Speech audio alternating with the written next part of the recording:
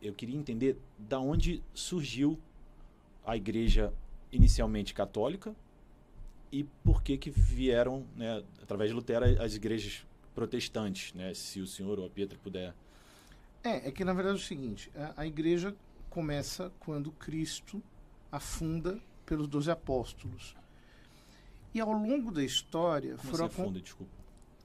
Ele realmente fundou a igreja. Ele Por exemplo, em Mateus capítulo 16, ele diz: tu és Pedro, sobre essa pedra edificarei a minha igreja. Então a igreja é uma instituição divinamente fundada. E o que acontece? Ao longo da história vão surgindo cismas. A palavra cisma significa separação. Então, vem de cisão, né? Então, acontecem vários menores, antes do concílio durante o concílio de Calcedônia, acontece alguns. Depois, já no segundo milênio, há o cisma do Oriente, as igrejas ortodoxas que se separam da igreja romana. E no século XVI, começa o cisma protestante, quer dizer, eles protestam contra a autoridade da igreja e se separam. Então, a causa mais material, digamos assim, dessa divisão são esses cismas. Mas o motivo doutrinal é uma questão de interpretação da doutrina cristã. Porque quando Jesus fundou a igreja, ele não denominou o que ela seria, ou denominou. O que você quer dizer com denominou? Porque hoje a gente vê inúmeras denominações, como o catolicismo, como o evangelho adventista, enfim, não houve ali uma denominação. Ele quer dizer que assim, Cristo não falou que uma só igreja seria correta, é isso que você está falando? Não, o que Cristo fez, ele fundou uma igreja, no sentido assim, de que a palavra igreja, ela vem da palavra, é uma palavra grega, ekklesia, e klesia vem da palavra kalel, quer dizer, é o que é chamado para dentro. Então, a igreja é uma convocação. Quando Cristo deixou na terra os apóstolos para pregarem o evangelho, eles não estavam fundando denominações diferentes. Então, historicamente... Essa é a nossa interpretação como ser humano. Né? Exato. Então, historicamente, que você tem uma sucessão apostólica ininterrupta, ao longo da qual aconteceram cismas. Então, esse é o dado histórico. Agora, a interpretação teológica que a gente pode dar para esse dado, aí varia. Sim, é bem interessante. E aí, então, nesse momento que Jesus, que realmente fundou a igreja, o ser humano começou com as cismas, com as diferenças... Não, mas rapidinho, antes do ser humano tiveram os apóstolos, cada um, por exemplo, São Pedro já instituiu o próximo Papa, né, que foi São Lino, o segundo Papa. E aí São Lino instituiu o próximo, aí começou até as convocações do bispado, não era isso? Para começar para começar a se decidir os próximos papas. Então a questão do papado, que era um dos pontos centrais da igreja, acontece desde São Pedro.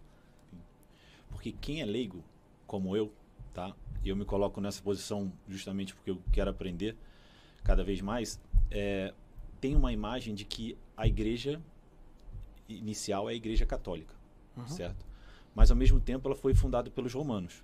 Não é verdade. Não, imagina. Essa imagem que o leigo tem. Essa é uma calúnia que aparece ao longo da história do cristianismo por parte dos cismáticos. Dizem que foi Constantino que fundou a Igreja Católica, porque Constantino deu a proteção ao Concílio de Nicéia. E o próprio Constantino não era religioso. Não, ele se converteu. Ele se converteu, embora foi batizado só na hora da morte. Mas o que acontece é que, por exemplo, né, os mesmos que criticam o fato de que Constantino deu, digamos assim, a guarida, porque é importante, um concílio é a união de todos os bispos do mundo vão para lá. Sim. Se você não tem um apoio político, você pode acabar com a igreja ali. Sim. Então, e ele, teoricamente, deu esse apoio. Ele deu esse apoio, a mãe dele tinha se convertido, etc. E alguns dizem que, porque ele fez a acolhida, deu a guarida ao Concílio de Nicéia, então aí teria começado a Igreja Católica, que seria a Igreja Constantiniana. Só que esses mesmos aceitam o Concílio de Nicéia. Sim. Então aqui há uma incoerência. Sim. Porque as igrejas protestantes, todas aceitam os 7 primeiros concílios, dentre os quais está o Concílio de Nicéia. Então, é um tipo de argumentação que não convence muito. Ou seja, entre o debate especializado, isso não é nem levado a sério. Sim, sim.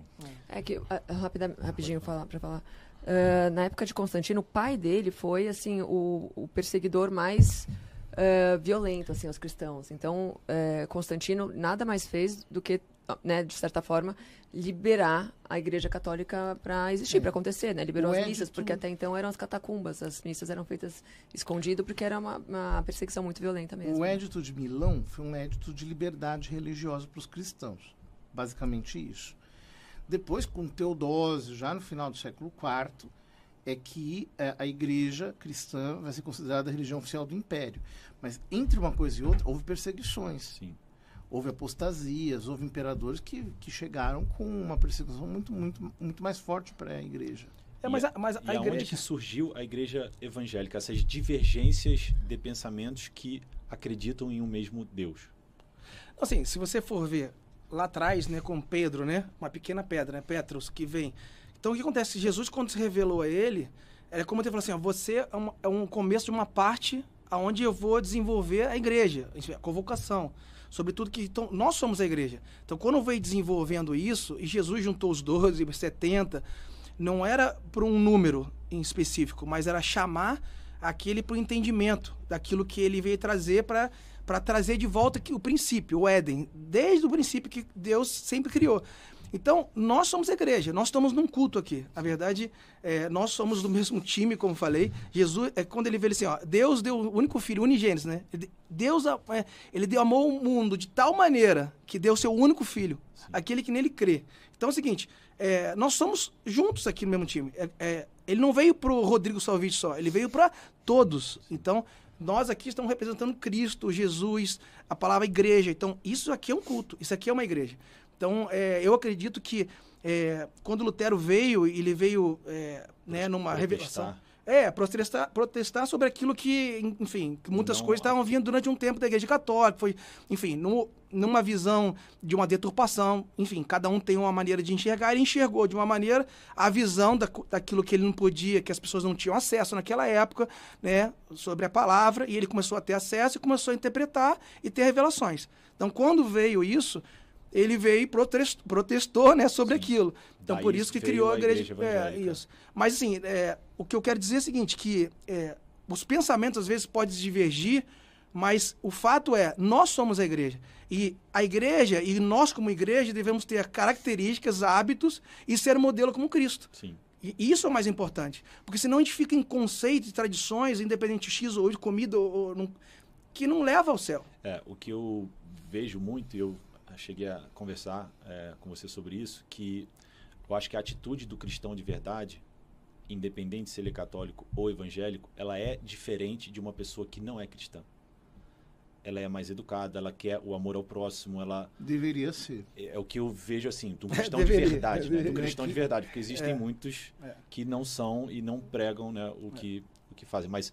é o que eu visualizei ao longo da minha vida, quando eu reconhecia pessoas que realmente tinham Deus no coração, independente se era católico ou evangélico, eles tratavam as pessoas de uma forma diferente. E isso que me aproximou de Deus. Uhum. Agora, veja, a gente tem que sempre se perguntar, quando a gente lê as Escrituras, qual é a intenção de Cristo, não a nossa, Sim.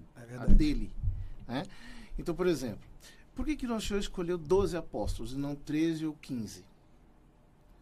Porque ele está fundando um novo povo, assim como os 12 patriarcas de Israel são os 12 filhos de Jacó, e eles formaram as 12 tribos. Ele quer assinalar, nós somos um novo Israel, nós estamos começando um novo povo.